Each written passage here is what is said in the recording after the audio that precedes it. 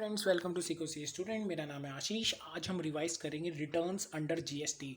अच्छा, रिटर्न्स के बारे में मैं बता दूं क्या क्या चीज़ इंपॉर्टेंट है पेपर के लिए, वो मैं आज आपको बता दूंगा। बस आधे पेज की समरी है और आपको अच्छे से समझ आ जाएगा और ये पेपर के लिए इंपॉर्टेंट है।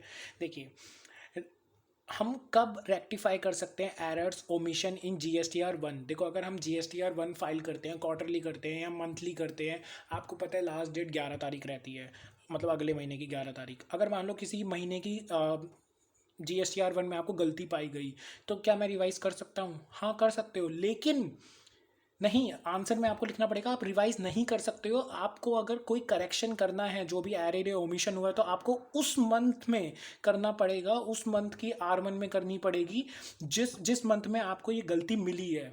ठीक है, तो आपको टैक्स भी पे करना पड़ेगा और आपको इंटरेस्ट भी पे करना पड़ेगा 18% का इन अमेंडमेंट टेबल इन GSTR 1। और कौन सा GSTR 1 है ये?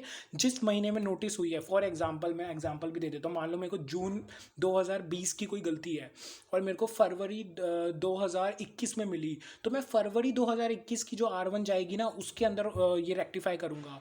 मैं इसको रिवाइज नहीं कर सकता, रिवाइज नहीं कर सकता, रेक्टिफाई कर सकता हूँ इन जब जिस महीने में मुझे नोटिस हुआ है। ठीक है, जिस महीने में मैंने फाइंड आउट करी है। अच्छा, इसकी भी कोई लिमिटेशन रहता है क्या? मतलब कभी भी कर सकते हैं, 10 साल बाद, 15 साल बाद, 20 साल बाद? Answer is no.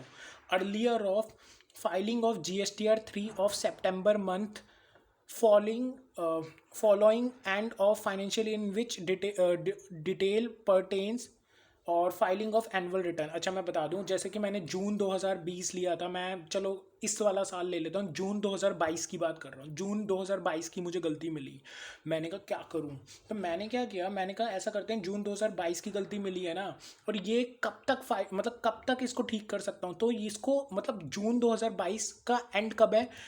मार्च 2023 में। तो मार्च 2023 को जब वो फाइनेंशियल ईयर एंड हो रहा है, उसके सितंबर में, मतलब 2023 का जो सितंबर है, उसकी GSTR 3 भी जब जाएगी, वो कब जाएगी?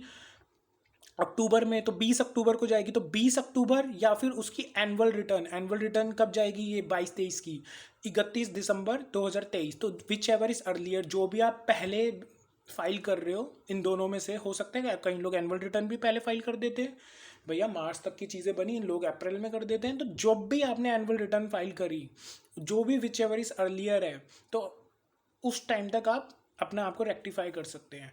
लेकिन अगर मान लो इन दोनों में से कोई भी डेट पहले आ गई, उसके बाद आप रेक्टिफाई नहीं कर सकते।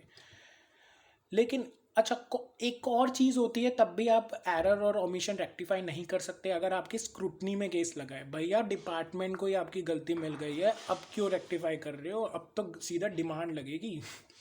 ऑडिट हो रही है, तो भैया ऑडिट में अब ऑडिटर संभालेगा सब कुछ। इंस्पेक्शन हो गई, तो कोई भी डिस्कवर हुआ है एरर या ओमिशन, तो आप ठीक नहीं कर सकते। इसके आगे चलते हैं। क्वार्टरली रिटर्न कब कब किन किन केसेस में होता है? देखो, क्वार्टरली रिटर्न की जब बात आती है ना, तो देखो, क्वार्टरली रिटर्न मंथली पेमेंट इसका नाम होता है। एग्रीगेट टर्नओवर, अगर आपकी पैन बेस्ड का मतलब all over India same pan पे जितने भी आपने रजिस्ट्रेशन ले रखे हैं, तो एग्रीगेट अगर टर्नओवर मैं ले लूँ उसकी, टैक्सेबल एग्जेम्प्ट सब, वो अगर 5 करोड़ तक है in current year and previous financial year, मतलब करंट ईयर की भी देखूंगा और प्रीवियस फाइनेंशियल ईयर में भी अगर 5 करोड़ से ऊपर चली गई तो भी आप नहीं ले सकते, और इस साल में भी अगर 5 करोड़ से ऊपर ले गई तो भी नहीं ले सकते। अगर 5 करोड़ के अंडर है पिछले साल भी टर्नओवर और इस साल की भी टर्नओवर, तो आपको बस 4 GSTR 3 भी भरनी पड़ेगी। मतलब 3B भी आपकी क्वार्टरली जाएगी और GSTR 1 भी आपकी क्वार्टरली जाएगी, इंस्टेड ऑफ 12 GSTR 3 भी जो जाती थी। ठीक है, इसके आगे चलते हैं। एनुअल रिटर्न कब तक भरना होता है आपको? तो एवरी ये इसके ऊपर अमेंडमेंट भी आया था, एवरी रजिस्टर्ड पर्सन को एनुअल रिटर्न भरना ही भरना होता है। लेकिन अच्छा, कब तक भरना होता है पहले मैं ये बता देता हूँ। रेगुलर आपको भरना है तो आपको GSTR 9 में, और कंपोजिट भरना है, कंपोजिट जो सप्लायर होते हैं उनको 9A में भरना होता है। और ड्यू डेट होती है 31 December of next financial year. जैसे कि मैंने जो अगर 22-23 का एग्जांपल दिया था, तो 31 दिसंबर 2023 इसमें डेट हो जाएगी। ठीक है, तब तक आपको भरना होता है। अच्छा, कौन लोग नहीं भरेंगे एनुअल रिटर्न? तो इनपुट सर्विस डिस्ट्रीब्यूटर नहीं भरेंगे, सेक्शन 51-52 वाले मतलब TDS और TCS वाले नहीं भरेंगे, कैजुअल टैक्सेबल पर्सन नहीं भरेगा, और non resident non resident taxable person इसको नहीं भरेगा। इसी के साथ पेपर के लिए जो इंपॉर्टेंट था वो तो मैंने रिटर्न्स में पढ़ा दिया, लेकिन फिर भी मैं आपको बोलूँगा कि आईसीआई की जो स्टडी मैट है उसके पीछे जो समरी दे रखी है उसको एक बार पढ़ ले, रिटर्न्स अच्छे से समझ आ जाएगा। जो इंपॉर्टेंट था वो मैंने पढ़ा दिया, अगर आप इतना भी पढ़ते हैं तो पेपर के लिए इनफ है। तो इसी के साथ मिलते हैं नेक्स्ट वीडियो में। आपको जो भी डाउट्स हो वो कमेंट बॉक्स में आप पूछ सकते हैं।